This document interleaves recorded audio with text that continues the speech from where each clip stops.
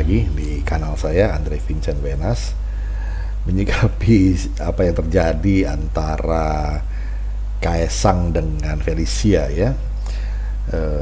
Tapi jangan curiga dulu, ini bukan mau mencampuri urusan pribadi dan mengangkatnya ke ruang publik, tetapi ini adalah satu analisis intelijen karena isu ini nampaknya sudah bergeser menyinggung ke simbol negara, yaitu menyeret-nyeret Presiden Joko Widodo itu sendiri. Nah, ini ada catatan yang menarik dari Bro Yosef Herman Wenas yang berjudul Felicia versus Jokowi sekarang. Nah, bagaimana ceritanya? Begini,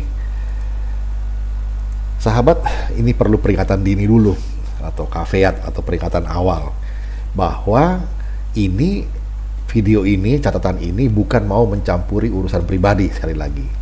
Jadi jangan salah sangka dulu. Ini perlu saya sampaikan di depan bahwa catatan ini adalah dari perspektif intelijen, oleh karena sudah ada indikasi menyeret simbol negara. Nah, analisis intelijen itu tidak sama dengan analisis politik. Itu dua hal yang berbeda, walaupun keduanya seringkali bersahabat. Oke, kita mulai ya.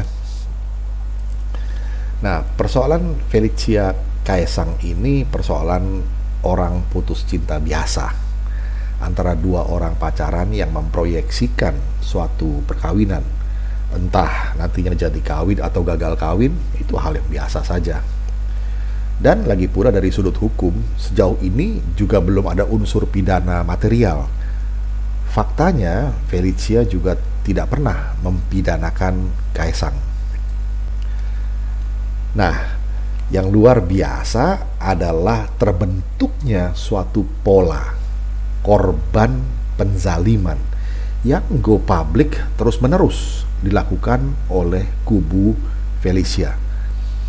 Sahabat, orang-orang intelijen itu berpegang pada prinsip I don't trust words, I even question actions, but I never doubt patterns.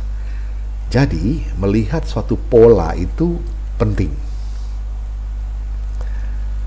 Nah, berdasarkan media intelligence, ditemukan fakta bahwa persoalan putusnya Felicia dan Kaesang ini mulai mencuat ke publik pada pertengahan Februari 2021.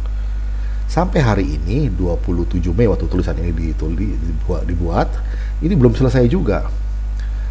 Nah, ini ada video yang akhirnya versi terakhir dan tone-nya ini semakin spesifik ke arah integritas Presiden Joko Widodo dari angle buah tidak jatuh jauh dari pohonnya, kira-kira begitu.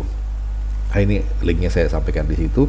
Ini disiarkan oleh 20 detik, bisa ditelusuri di link itu. Ini cukup viral juga.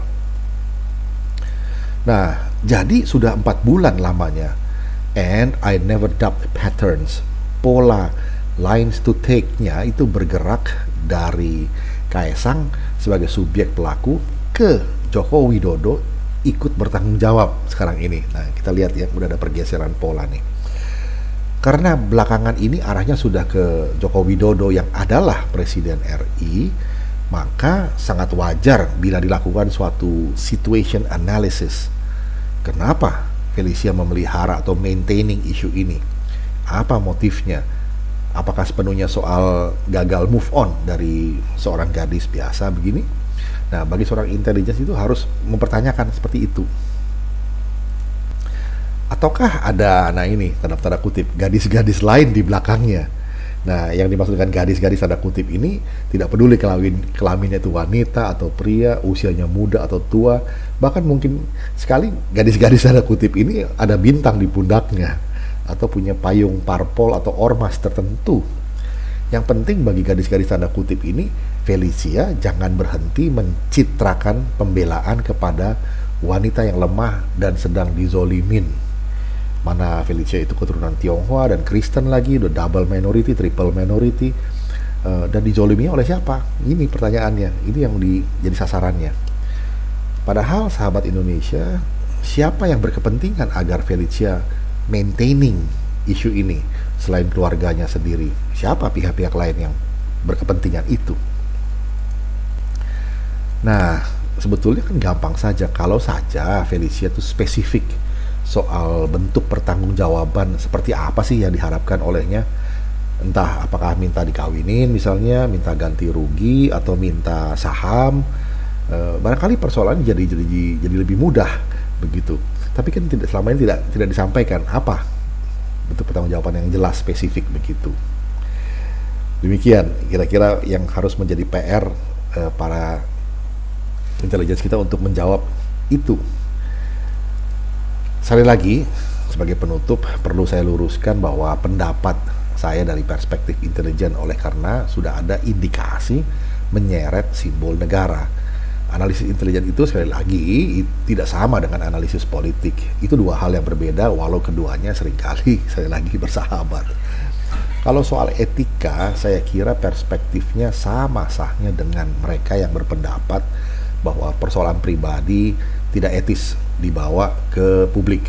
Sebagaimana dikatakan oleh Kaesang sendiri dalam satu-satunya pernyataan publik olehnya pada 8 Maret 2021, di mana Kaesang menyatakan telah bertemu Felicia untuk menyelesaikan masalah.